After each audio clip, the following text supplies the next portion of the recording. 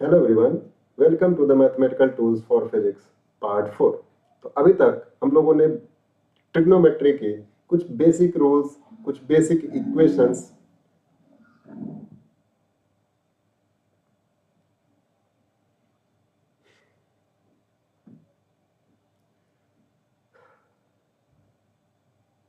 Hello everyone, let's start the mathematical tools for physics part 4।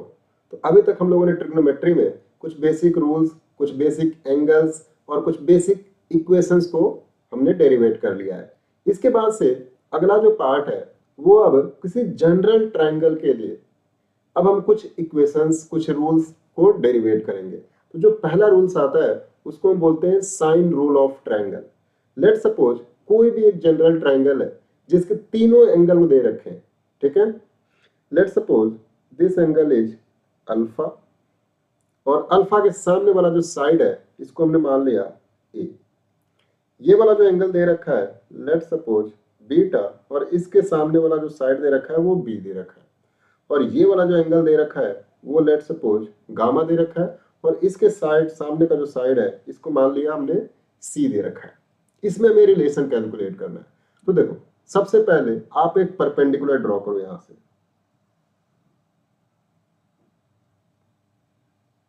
अब देखो, अगर मैं देखूं तो ये आपका परपेंडिकुलर हो गया और इस ट्रायंगल के लिए अगर मैं साइन अल्फा की वैल्यू कैलकुलेट करूं तो क्या आ जाएगा, sine alpha equal to p by perpendicular by hypotenuse, इसमें हाइपोटेन्यूस बी हो जाएगा।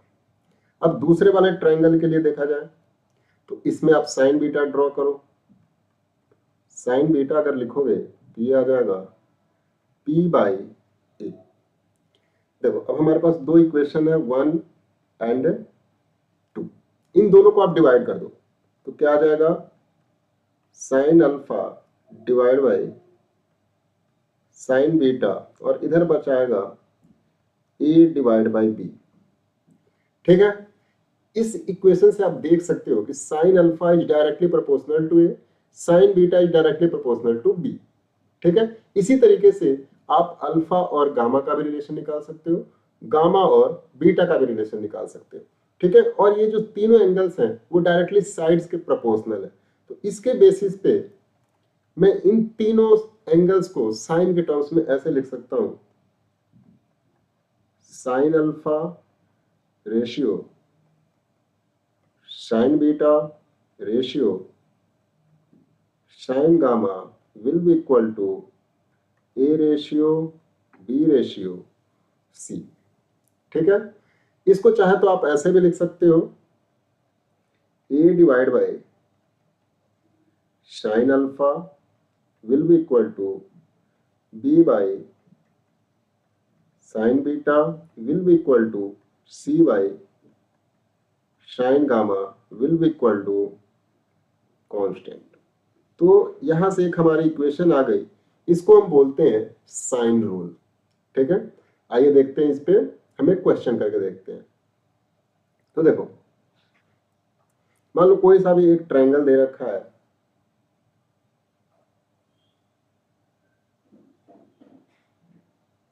ये एंगल 30 डिग्री, ये एंगल 30 डिग्री, तो ये वाला एंगल हो जाएगा 120 डिग्री। अब चूंकि 30 डिग्री और ये 30 डिग्री सेम है तो इनके सामने का साइड्स भी सेम हो जाएगा।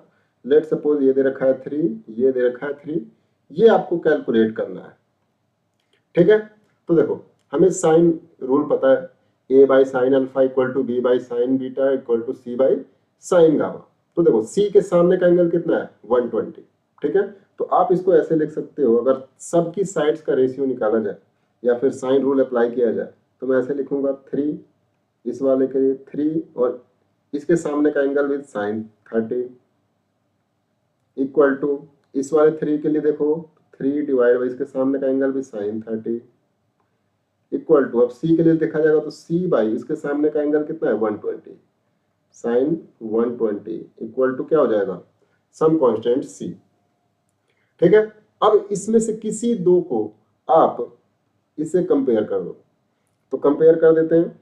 तो 3 बाई साइन 130 की वैल्यू क्या हो जाती है 1/2 इक्वल टू सी बाई, और साइन 120 की वैल्यू कितनी हो जाती है, √3/2, तो √3/2, तो सी की वैल्यू आ जाएगी, यहां से देखोगे 2 से 2 कट जाएगा, 3√3।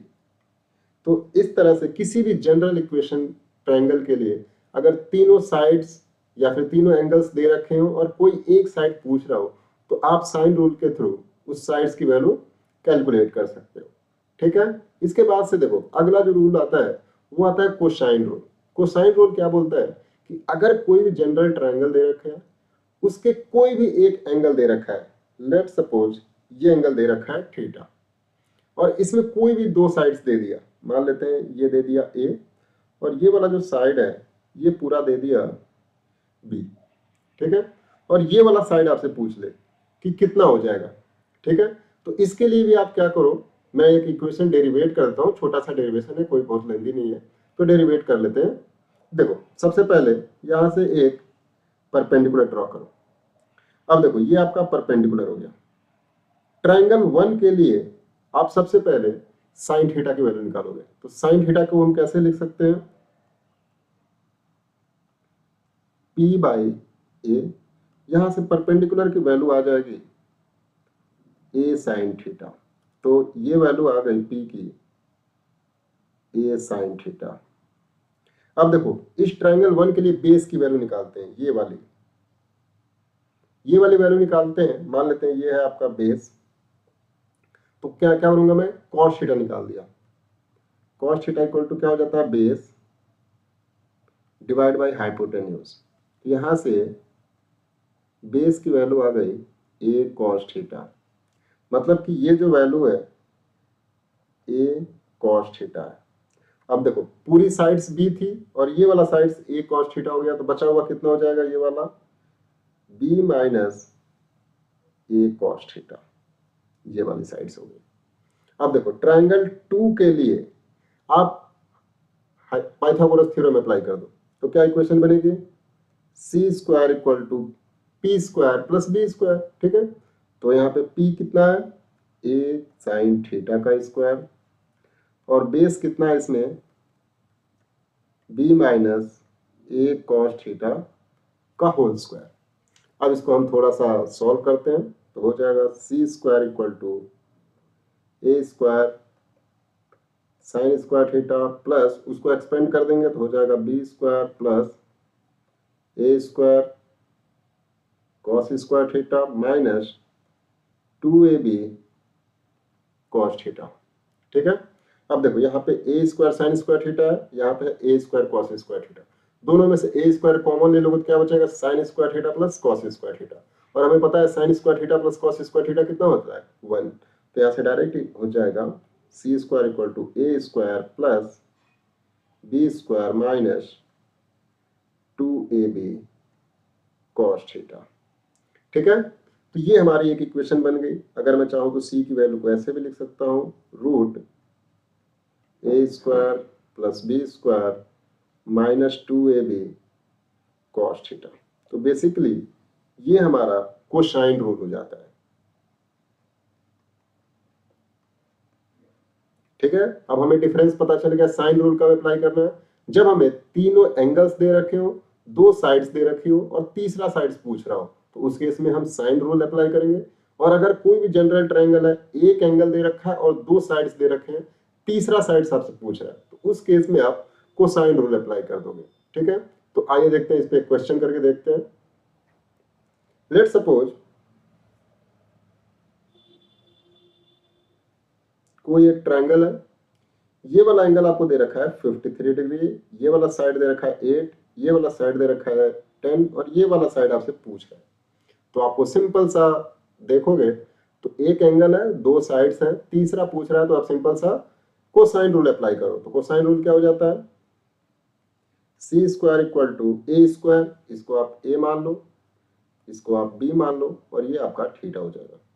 तो देखो ए स्क्वायर मतलब कि 8 का स्क्वायर प्लस बी स्क्वायर मतलब 10 का स्क्वायर माइनस 2 इंटू ए इंटू बी इंटू कॉस 53।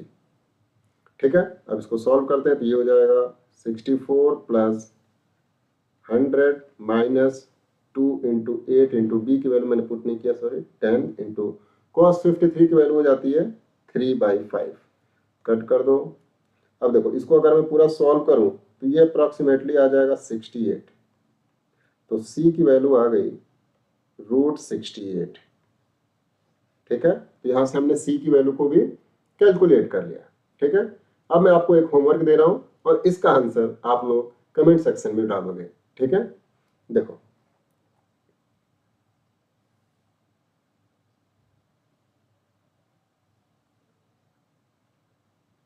ये एंगल 120 डिग्री दे रखा है, ये साइड 4, ये साइड 5, ये हमें पूछ रहा है। ठीक है, तो c की वैल्यू आप लोग कोसाइन रूल के अकॉर्डिंग अप्लाई करोगे और उसके वैल्यू कैलकुलेट करोगे। ठीक है, और इसका आंसर आप लोग कमेंट सेक्शन में कमेंट करोगे। So I hope you understand it well. Thank you.